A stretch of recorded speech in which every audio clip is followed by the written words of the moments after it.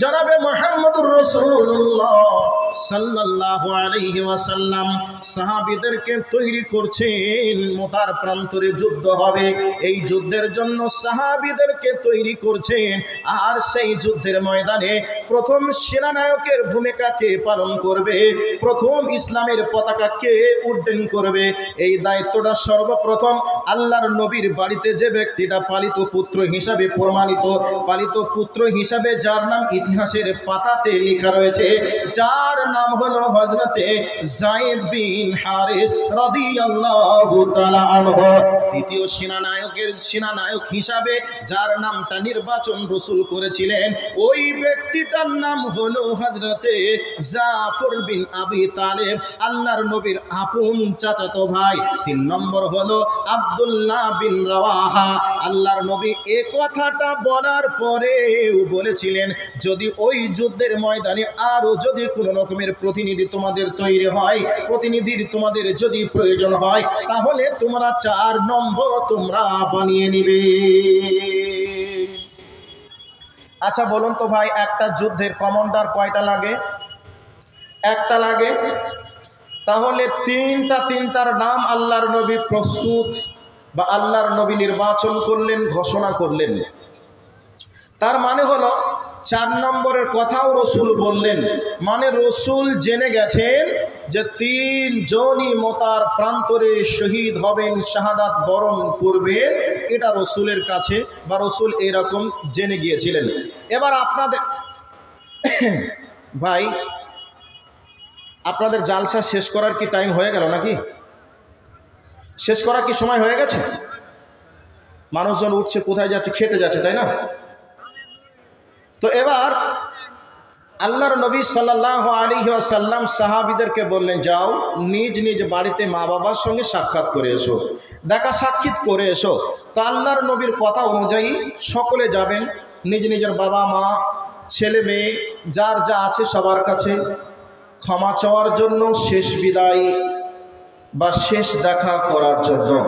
তো হযরতে যায়েদ বিন হারিস বলছেন, ইয়া রাসূলুল্লাহ, যেদিন থেকে আপনার কাছে আমি লালিত পালিত হয়েছি, সেদিন থেকে আব্বা বলে আপনাকে স্বীকার করেছি, আম্মা জান আয়েশাকে মা বলে স্বীকার করেছি, আমি আবার কার কাছে যাব? আমার আব্বা আপনি নিজে এগুলি শুনেছেন, এরপরে আমার আম্মা আয়েশা রাদিয়াল্লাহু তাআলা আনহা এগুলি পর্দার আড়াল থেকে উনি শুনেছেন। এবার এ কথা যখন বললেন, বলার পরে আল্লাহ রসুল বললেন, ঠিক আছে তুমি রেডি হয়ে যাও। এবার 2 নম্বর হযরতে জাফর বিন আবি তালেবকে বললেন, জাফর বিন আবি তালেব তুমি চলে যাও বাড়িতে। এবার হযরতে জাফর বিন আবি তালেব আল্লাহ রসুলের আদেশ পাওয়ার পরে তিনি চললেন বাড়িতে। যাওয়ার পরে নিজের স্ত্রীকে বলছেন, বিবি রে, আমাকে আল্লাহ রসুল 2 নম্বর সেনাপতি নির্বাচন করেছেন, আমাকে মোতার প্রান্তরে যেতে হবে, আমি তোমাকে জীবনের শেষবারের মতো দেখা করার জন্য এসেছি, আমাকে আল্লাহর হস্তে তুমি ক্ষমা করে দাও, মাফ করে দাও।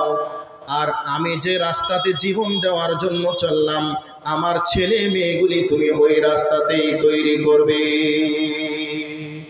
হযরতে জাফর বিন আবি তালেব এই বলে যখন বিদায় জানাতে লাগলেন, হযরতে জাফর বিন আবি তালেবের স্ত্রী জাফর বিন আবি তালেবের জন্য আল্লাহর কাছে দোয়া করছেন, আল্লাহ আমার স্বামী জাফর বিন আবি তালেবকে জিহাদের ময়দান থেকে জয়ী করে তুমি আমার ঘরের ভিতরে তুমি ফিরিয়ে দিও।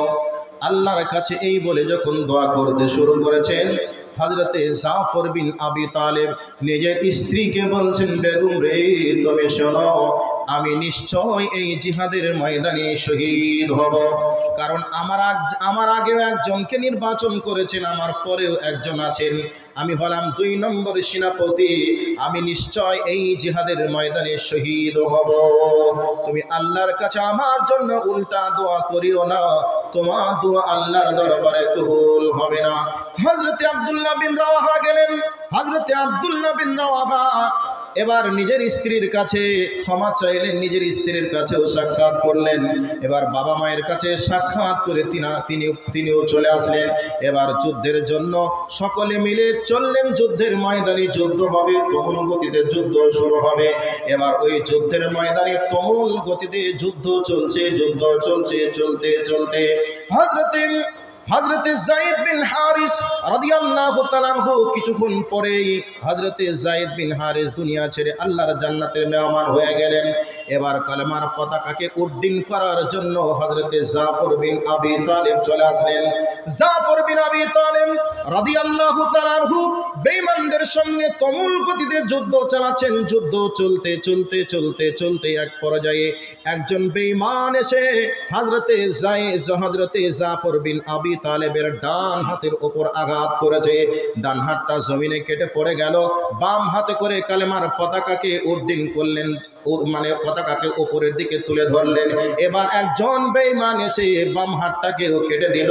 এবার হযরতে জাফর বিন আবি তালিব কালেমার পতাকাকে হুঁটুর সঙ্গে জড়িয়ে ধরে মুখে করে কামড়ে উঁচু করে ধরে আছে।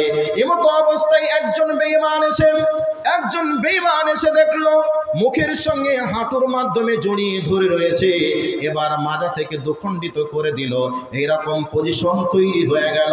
হযরতে আব্দুল্লাহ বিন রাওয়াহা 3 দিন পর্যন্ত যুদ্ধের ময়দানে তেমন কিছু খাবার তিনি খেতে পারেননি।